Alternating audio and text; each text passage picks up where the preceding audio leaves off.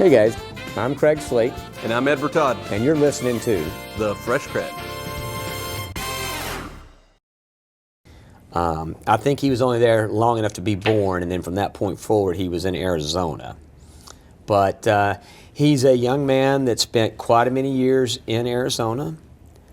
He literally, I think, stumbled, and I mean that seriously, into the produce business. Good news is he's kind of my partner in crime in this whole deal, and that is our good friend, Mr. Matt Mandel. Welcome to the Fresh CrEd. Thank you very much. I'm happy to be here. Long-time listener, first-time caller. I had to throw it in there. Yeah. And just to go back on your comments about being in Michigan long enough to have been born there, literally 1 week after I was born, a tornado came through and destroyed the hospital I was born in. Wow. So I'm not sure if that was the impetus to, finally be pushed out of Michigan, but it was not long after that. And having been in Arizona for roughly 40 years, just kind of round the edges on that one, I consider myself an Arizonan, even though I will still claim to have been born in the state of Michigan because that's what's on my birth certificate. I don't remember it, but they tell me that's what happened. What's your excuse for being a Detroit Lions fan? I mean, that's This is our year, just like the Cowboys fans out there. This is our year. You know what? Some of us that are Cowboys. Yeah, see, in the Cowboy fan world, we just quit being fans until they get better. Everybody thinks, we're not loyalists. We're either you're winning or we're not your fan. But every year's your year. Yeah, some of us have even quit saying that, I think. No, so. I have yet to hear you stop saying that. So when it happens, I'll believe you. Well, let's don't go football because, that kind of brings me down. Oh, For sure. All right. We're gonna talk some fun stuff. Talk some positive. That bring up some energy. You know what? Matt is the first guy to bring some fine beverages, right? We've had these snacks here for the guests, and Matt rolls up and thought, you know what? I'm going to dial it up a notch. Brought Eddie a nice little coffee. Brought me a beautiful little stout, and I don't know, what are you drinking there? I am drinking a Stone Sour. Stone Sour. IPA? No, it's a sour. It's sour ale. It's IPAs kind of taste sour, don't they? No. They're They not taste sour. hoppy. Hoppy? Hoppy. Anyway. I just know dark. I like motor oil. Anyway, thank you, Matt, for the beverages. It's been great. Thank you for having me here. Yeah, I do appreciate the opportunity. Like I said, having watched/listened to the podcast for a very long time, this is quite an interesting opportunity for me to be on this side of the camera. I do tend to say I have a face made for radio, so I hope people are listening to this and not watching at least this segment. Yeah, you don't have to worry about anybody watching this, trust me. This is just all, we keep calling it a passion project because that's the only way we can rationalize why we keep doing it. The 5 people that listen regularly are super passionate. The most important people. Yeah. It's not my family that's watching it. I've been told that, in fact, my brother, when I mentioned this, I said, hey, I got this live thing going on. And I told him it was like 10 to 5 o'clock or something. He's like, oh my God, you're going to be talking for like 8 hours? I'm supposed to watch that. Has he met you before? Talking for 8 hours? Well, he knows I can. It doesn't mean he's going to tune in That's not to the watch hard part. Yeah, he's like, I'm not watching that. It's in a single breath. Yeah, so I let Ed talk every now and then. Once in a while. Yeah, Just- thanks. I've been known to chat it up a little bit myself. From time to time. So you should tell him, though, just put some headphones on and go about his business, and you can just listen in the whole time. Oh, my brother? Yeah, Yeah. that's what I do. He's a little old school. Yeah. Not sure he's got well, he has headphones, but they plug into like a receiver. So I think he still has a Walkman. tape-to-tape program working. The Okay. reel-to-reel. not Reel-to-reel. tape-to-tape. Yeah, reel-to-reel. Well, that's making a comeback, Hi-fis and The audio files are bringing it turntables. back. And, I just got a turntable. oh, no. I did. Well, I really please, didn't. I didn't really expect this to go that direction. please. You can play all your old Frankie Valli records. So, I got a turntable, and I am super fired up. And it bangs. Not sure my new neighbors are going to be super excited about my whole sound system. Because your other Welcome music to was the neighborhood. your other means of playing music was too high quality, and that's why you had to go to. You just bring it down a notch. You need to bring it down a notch. There's something. Try to keep it real. What's the word? Ethereal? Is it ethereal? It's something about the album, the scratchy, the Ephemeral. ephemeral. That's what's ethereal. It just means like I believe it exists in space. In space, ephemeral is the word I was looking for. Right. Yeah. So yeah, Tanya. Hopefully she's not listening to this part because She's not. I'm using. Don't worry. Well, if she does, she will point out that once again I should not use any words that I don't know what I'm using. So, Go monosyllabic. Quit using singular You words. took a swing.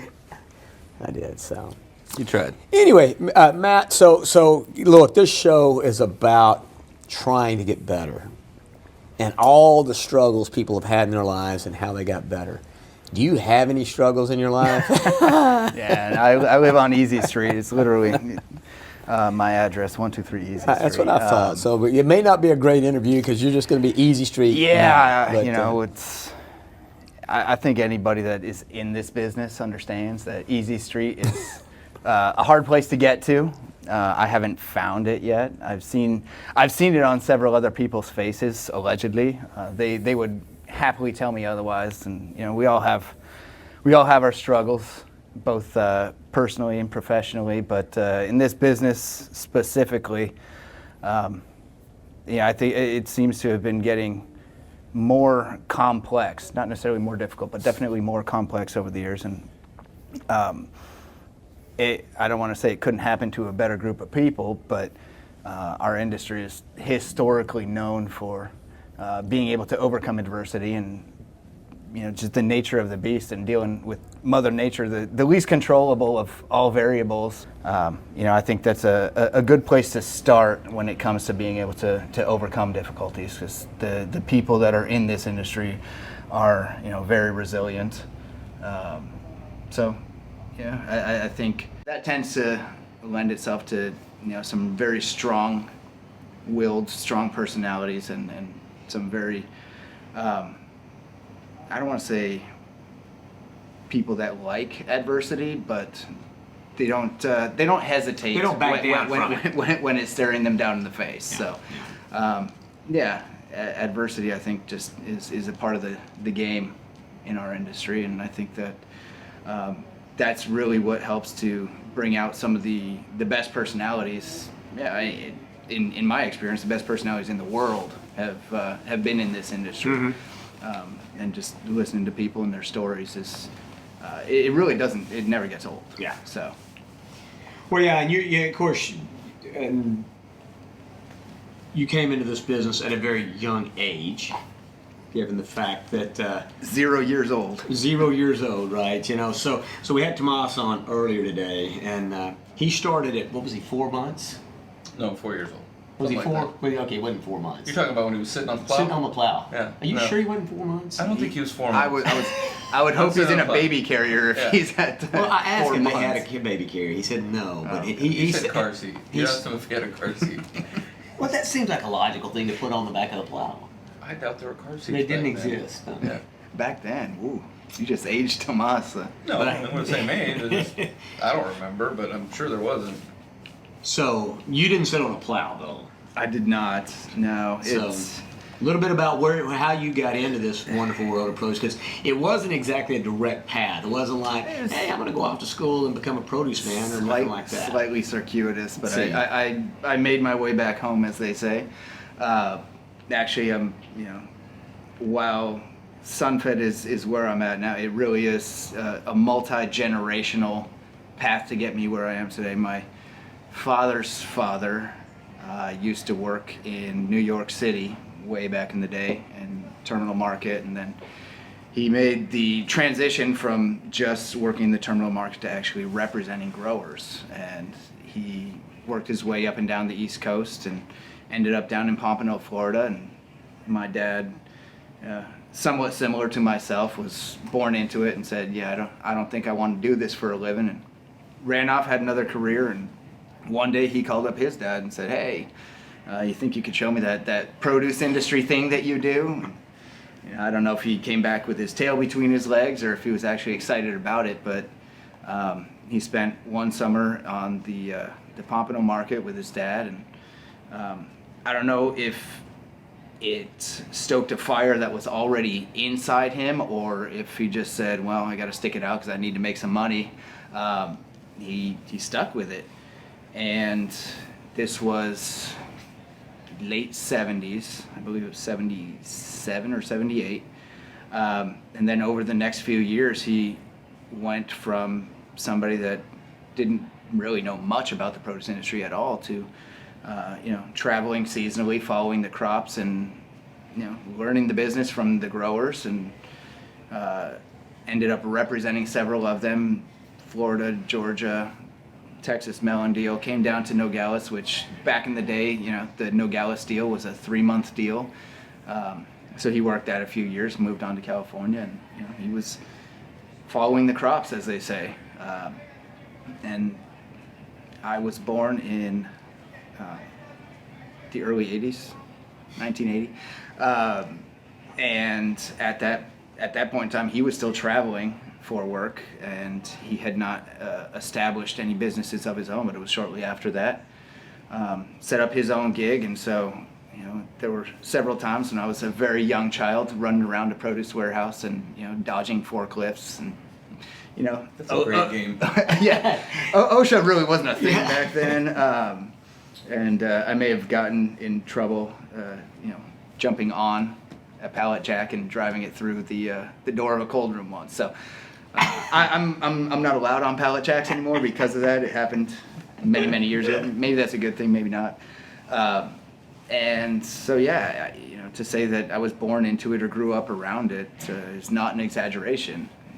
Days after school, we don't have daycare. We have produce daycare where you get to come, and my first job was repacking hot peppers. Oh boy! We had 40-pound wire-bound crate, literally wooden slats, wire-bound crates, and empty out and repack them and sort them. And into RPCs. I don't think RPCs had picked up just yet back then, but it was right around the corner. Yeah. But Not to eat them all. Try not to eat all the peppers. You learn a couple lessons. Number one, you learn the value of hard work. Okay, and that's something, again, everybody in this business, you either work hard or you don't belong in this business. You learn the value of washing your hands after handling hot peppers, and that's a lesson you really only have to learn once. One time, right? One time. That's a quick one. So no rubbing your eyes, no using the restroom. It's you work until you're done, and then you immediately go wash your hands twice. But that really was my introduction to this world, and growing up eating a lot of really fresh fruits and vegetables, literally hours out of the field. And at some point in time, I said, you know what, maybe this isn't for me. And I think realistically, was it after you stuck your hands in your face? With yeah, exactly. After I learned that lesson, I'm like, I'm out. I'm out. Yeah. Then he pranked someone. I'm sure a couple in handshakes. There were some pranks. There were. I may have gotten in. Very brief story. There was a foreman in the warehouse that we were working at, who he and we just kind of butt heads. Granted, I was like 13, 14-year-old kid that probably thought a little more highly of myself than was necessary. And we got into it one day, and I took a tomatillo pepper, and I wrote on the wall. I wrote his name, and then sucks, right? Little did I think that a few days later it would actually begin to grow mold, and it started to pop out on the wall. The tomatillo juice was relatively clear, so you couldn't see it when I wrote it. But when it started to rot and mold, then it came out. And not only did it come out, but it stayed after it got washed. I have not been back to that warehouse, but I would not be surprised if it still says that on the wall somewhere. There were pranks, and there were questionable decisions, but I think that's what youth is for. And at some point in time, I said, this probably isn't for me. Yeah. And which probably was one of the better decisions for me. Nothing against the people that are born into this business and just run with it. I needed to see that there were things outside of this business and people outside of this business that, really, I think at some point in time made me appreciate the business a lot more than I otherwise would have. And when you're inside something for so long, you start to lose perspective, right? This is all I know. And then when you start to go out and see other industries, other people, and the way other people work, then that's when you really can understand and appreciate where you came from. And ultimately, I ended up coming back and going on nearly 2 decades back in the industry now. So now you went to school at NAU? Yes. And then so I got my my undergraduate degree in computer information systems from Northern Arizona University. So you're gonna be a code writer? So I did write some code. I wrote what language are you guys writing in? Well, back then we were using COBOL. Okay, but that's why I don't know if you were. It was old school. Yeah, COBOL and Fortran's what I learned to program. And it was right around the time when all the new languages were starting to pop up, but I guess I was a couple years too early for really being thrust into all the new languages, and because of that, I'm surprised you didn't stay in Flagstaff. That's one of my favorite places. So I wanted to, I tried to, and there's just no jobs up there. There weren't at the time. It's grown quite a bit since back then, but it was beautiful. I enjoy the outdoors and the hiking and snowboarding, and there's quite a bit to do outside of being employed. So employment is, or was, it may be different now, hard to come by. So I decided I was going to leave and ended up coming back to Tucson.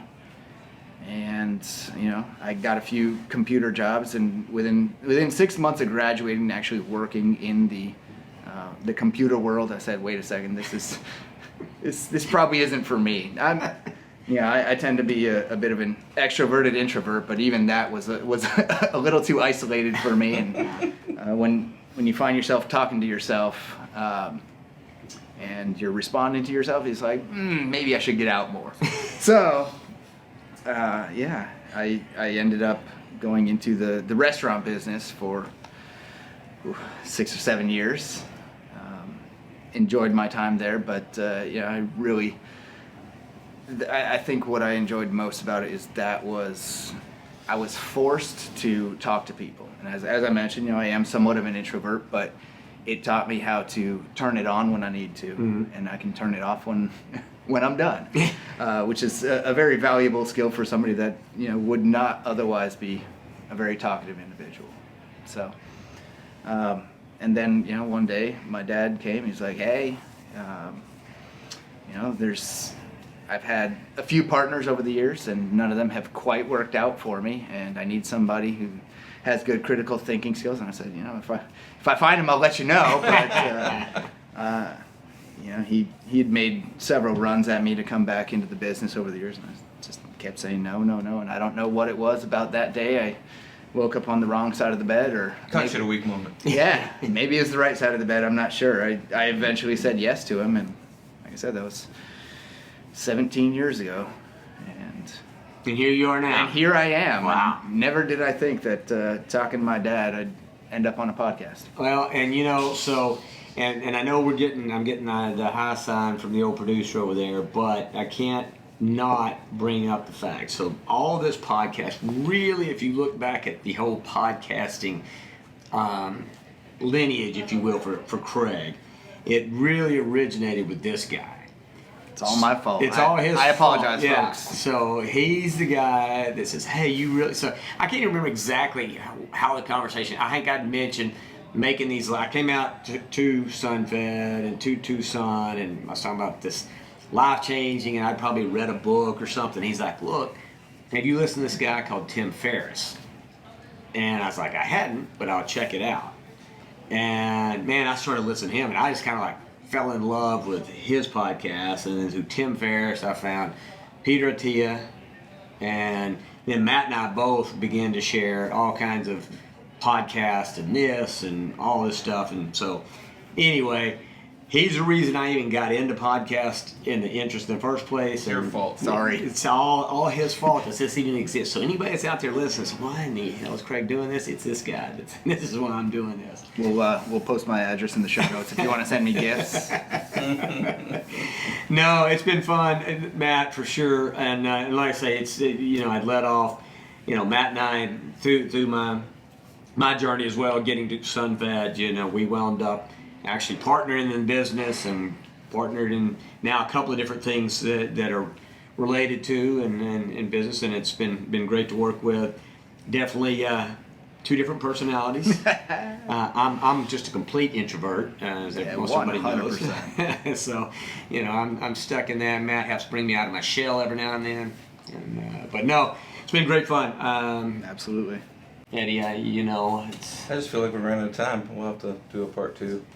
We did. But this is going to be a remote as well. Like, we're going to do something remote somewhere. Come to the SunFed studios. Yeah, you got to come hang out with us. We'll live stream from the SunFed conference room. That sounds like a practical joke you guys are going to play on me, but okay. No, we're not do that, kid. Okay.